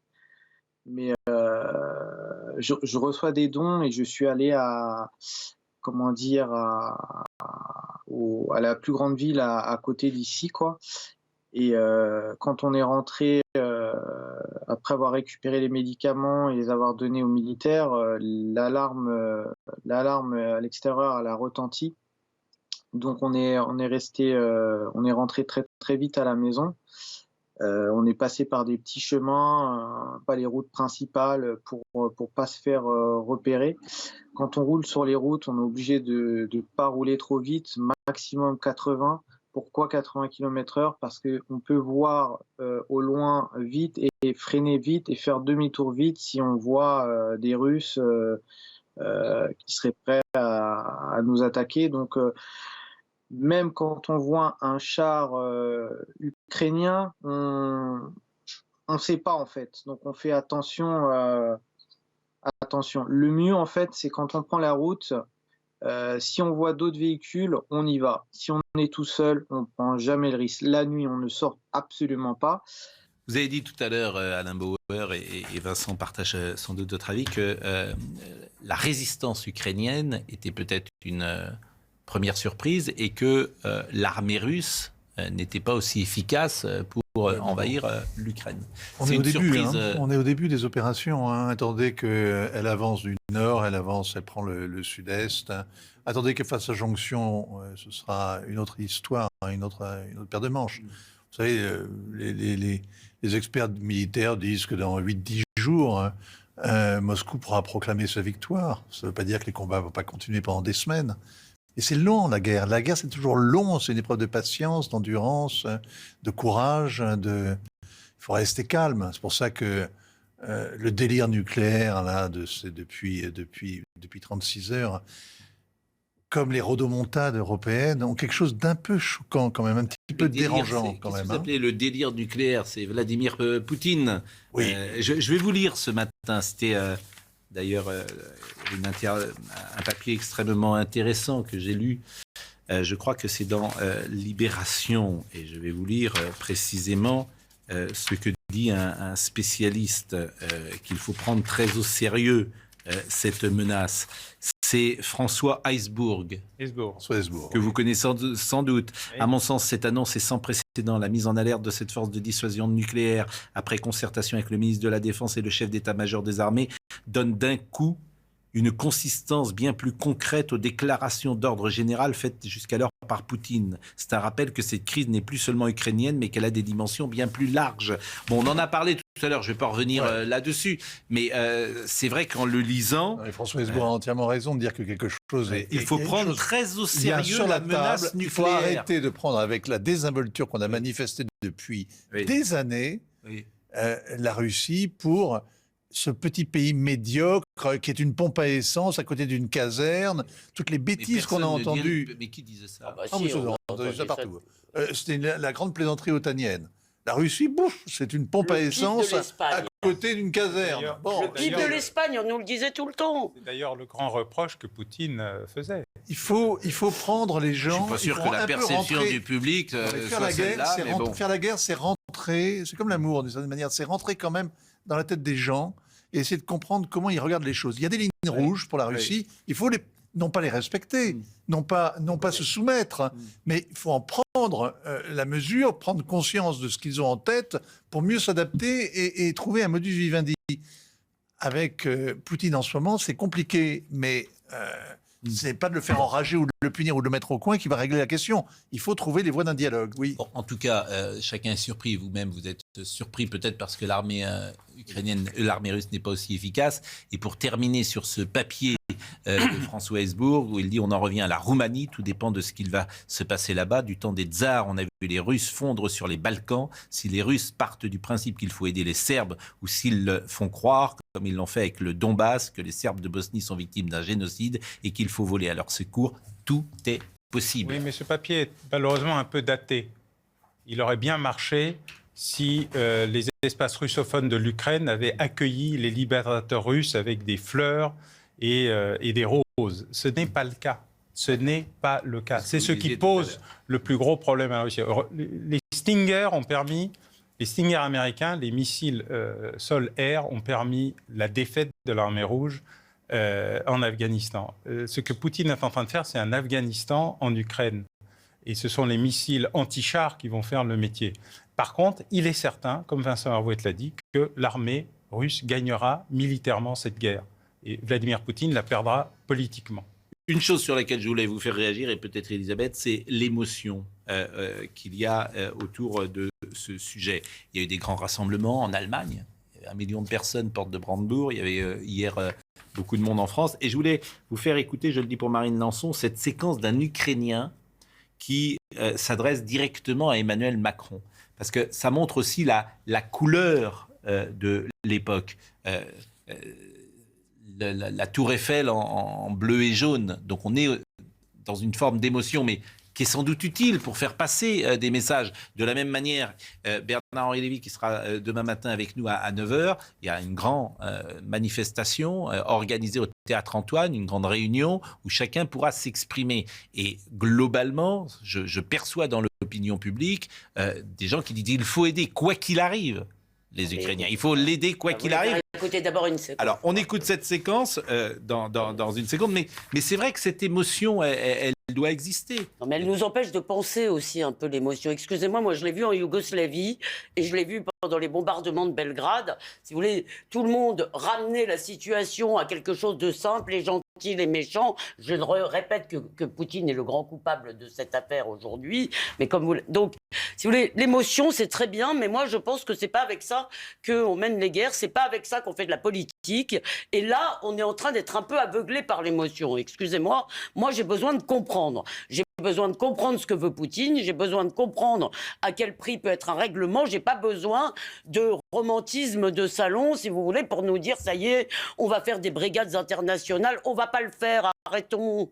Enfin, écoutez... Non, mais la part de l'émotion, et là je parle à Alain Bauer et à Vincent Herouet, la part d'émotion dans les populations. Non, mais forcément, ça contamine le pouvoir, et effectivement... seulement en Russie. Seulement en Russie. Non, en France aussi. Non. Contre-fou. Poutine, pourquoi vous ils sont contre. Parce qu'ils sont contre. Poutine sont contre fiches, oui. Non, mais nos dirigeants l'écoutent. Ils écoutent ça. En Russie. Oui. Toutes les manifestations en Europe sont des manifestations pour nous faire plaisir et montrer notre soutien. En Russie, il se produit. En Russie, c'est pour nos dirigeants. Ils entendent l'émotion française. Mais ça n'a aucun effet sur Poutine. Oui, mais ça. À qui on parle. C'est à qui on parle. C'est pas ça qui Pascal, c'est sur notre politique, ça peut avoir de l'effet. Voilà, il y a une émotion. J'ai vu par exemple qu'un grand groupe de télévision affiche depuis 72 heures un drapeau jaune et bleu. Tout le monde veut montrer sa belle âme. Tout le monde. Ça ne lui coûte pas cher. Voilà. Non, mais... Tout le monde montre son grand cœur et sa belle âme. C'est pour ça que je vous interroge sur ce sujet. Oui, non, mais il pourrait mettre aussi un drapeau européen à côté, puis un drapeau national. Il y a des simulacres qui, à force, finissent, et je comprends un peu la colère d'Elisabeth Lévy, il y a des simulacres qui finissent par être pénibles. Il y a une émotion chez les Ukrainiens, et il y a une souffrance pour eux que l'on partage, pour lesquels on a de la compassion, de l'empathie, et même une forme de solidarité active avec les mesures qui ont été prises de sanctions contre la Russie et la volonté de faire rendre gorge, de faire lâcher prise à Vladimir Poutine d'une manière ou d'une autre et de lui faire payer même ce qu'il vient de faire. Mais de grâce, franchement... Alors, écoutez la séquence dont je vous parlais, qui est très courte d'ailleurs, qui est 6 secondes, mais qui permettait de parler, et je voulais qu'on en parle ce matin, de cette émotion possible. Emmanuel Macron, s'il vous plaît, est-ce que vous pouvez envoyer vos troupes en Ukraine? Parce que nous mourrons pour la sécurité de l'Europe. Bon, voilà, ça c'est... Mais chacun a un avis après. Vous avez des filles, vous hein? Oui. Vous n'avez pas de garçons? Non. Vous n'avez pas de militaires parmi vos enfants? Vous n'allez pas les filles. envoyer se faire tuer en Ukraine avec facilité? D'abord, les filles, il ne vous a pas échappé qu'aujourd'hui, les filles peuvent être... Oui, dans les troupes de choc, il n'y en a pas beaucoup, vous savez, quand même. Il y en a une qui est morte au mais je voulais vous faire réagir sur cette possibilité. Bon, dans les informations également d'hier, l'espace aérien était fermé. Donc vous aviez d'ailleurs un vol Moscou-Paris hier, au milieu de l'après-midi, qui a été détourné et qui est reparti à Moscou. Il y avait d'ailleurs des confrères à l'intérieur et des journalistes au-dessus de la Baltique. L'avion est reparti, puisqu'évidemment, l'avion ne pouvait plus se poser à Paris, puisque l'espace aérien était fermé. Donc ces confrères qui sont à Moscou aujourd'hui, et qui sont et beaucoup de Français même, quelques Français sans doute qui sont en Russie, je ne sais pas comment ils vont regagner le territoire, et ça ne doit pas être il est fermé aux avions russes, ou par exemple les avions français peuvent... Ni l'un ni l'autre. Ni l'un ni l'autre. Voilà. Ça, c'est pas Anchorage, ça fait un sacré détour. Oui. Par Anchorage. Quand vous êtes par exemple à Londres et que vous allez aller en Inde... C'est la démonstration, mais c'est une bonne décision, là aussi, de fermer l'espace bureaucratique quand on prend ce genre de décision. Parce qu'en même temps, on explique à nos ressortissants qu'ils doivent quitter la Russie. Il faut savoir ce qu'on veut dans la vie. Donc en général, on fait ça en disant que dans 48 heures, dans 72 heures, dans 96 heures, et donc ça laisse le temps aux gens de... Donc de temps en temps, les gesticulations bureaucratiques, oui, je sais, mais malheureusement, c'est assez peu développé dans certains cénacles où on prend des décisions de type oukasienne pour rester chez les Russes. Et pourquoi, à votre avis, c'est pris alors? Parce que c'est de la gesticulation. Oui, c'est pour faire... Et l'autre chose, par exemple, le sport, ça va être intéressant de voir l'attitude de la FIFA. Est-ce que la FIFA va exclure la Russie de toutes les compétitions? Est-ce que, par exemple, les Anglais vont exclure Chelsea, Abramovich, il n'a déjà pas le droit de venir? Il a déjà vendu. Oui. Il n'a plus le droit de venir en Angleterre. Non, mais il a déjà vendu. Angleterre. Il a déjà vendu à sa fondation. Oui, oui. Comme d'hab. Oui. Parce que quand vous tapez un oligarque, aussi les femmes, les enfants, les cousins, les fondations, les Açores, les les paradis fiscaux. Est-ce que, par exemple, c'est efficace? Je l'ai entendu, je crois que c'est Fabien Roussel qui propose de saisir les villas russes, de saisir les avoirs russes en France, en Angleterre, il y a des rues entières. Et je ne sais pas ce que c'est qu'un avoir russe. Un avoir russe, c'est un avoir qui appartient à l'État. Alors d'abord, une partie est inaliénable parce qu'autrement, notre propre ambassade demain matin, elle va aller faire décoration. Oui, elle est très russe. L'ambassade de Moscou, elle appartient aux Russes. Voilà, donc par exemple. Et les villas russes, par exemple, est-ce qu'il faut les saisir sur la les Côte villas d'Azur de certains Russes expressément dénommés qui seraient directement les propriétaires. Tout ça, c'est de la fumée. C'est de la fumée qui fait partie du jeu de la fumée. Mais des sanctions, il y en a depuis la Crimée. Et en termes de sport? Ça fera mal à l'opinion russe. Oui. C'est quelque chose auquel ils sont sensibles. D'accord. Donc ça, c'est intéressant aussi ça de dire fragilise le pouvoir. C'est l'opinion russe qui compte. C'est à l'opinion russe qu'il faut s'adresser. C'est l'opinion russe qui va voir la nécrologie de ces soldats qui meurent, comme en Afghanistan. C'est l'opinion russe qui ne comprend pas pourquoi on tape des Slaves, on tue des Slaves et on tape un pays frère. Car c'est le cœur du russe de Kiev, c'est le cœur de la vraie Russie orthodoxe. Ils ont des parents. Ah, plein. Les familles sont mélangées. Non, c'est un vrai sujet.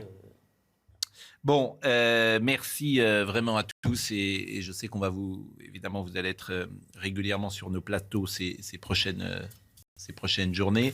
Merci à Guillaume Tabar, effectivement, et bonne chance quand même. C'est une réédition, La Malédiction de la droite? C'est l'édition poche. C'est édition poche. Actualisée. Bon. Bien sûr, je comprends. Merci de votre compréhension, forcément, ce matin. Merci à Elisabeth Lévy. Alors, par le plus grand des hasards, il y a comme ça des choses absolument extraordinaires qui se passent. Dimitri Medvedev est numéro 1 mondial depuis ce matin. Il est russe. Numéro 1 mondial en tennis. J'ai dit Dimitri, c'est pas Dimitri? Non, ça c'est l'ancien président. Oui. C'est quoi son prénom? Je me suis trompé de prénom. Le tennisman. Le tennisman, voilà. Il est numéro 1. Alors, je pensais que je me suis trompé de prénom, mais je vais essayer de vous donner le bon prénom. L'autre Medvedev. L'autre Medvedev, parce que l'autre est numéro 2, mais en Russie. Exactement, vous avez parfaitement raison. Donc le Danil Medvedev, voilà. Pardonnez-moi. Danil Medvedev, bien sûr. Danil Medvedev il est devenu numéro 1 mondial ces dernières heures. C'est la première fois depuis un nombre incroyable d'années que le fameux Big Four, c'est-à-dire Nadal et Djokovic, Murray et Federer, n'est pas premier. Donc c'est absolument incroyable que ce soit tombé aujourd'hui. C'est évidemment anecdotique, mais je voulais vous le dire néanmoins. Merci à Marine Lançon pour la préparation de cette émission. Merci à Jean-Luc Lombard, à Maël qui était au son, à Rémi qui était à la vision et à Justine Cerquera qui était avec nous ce matin. Jean-Marc Morandini dans une seconde.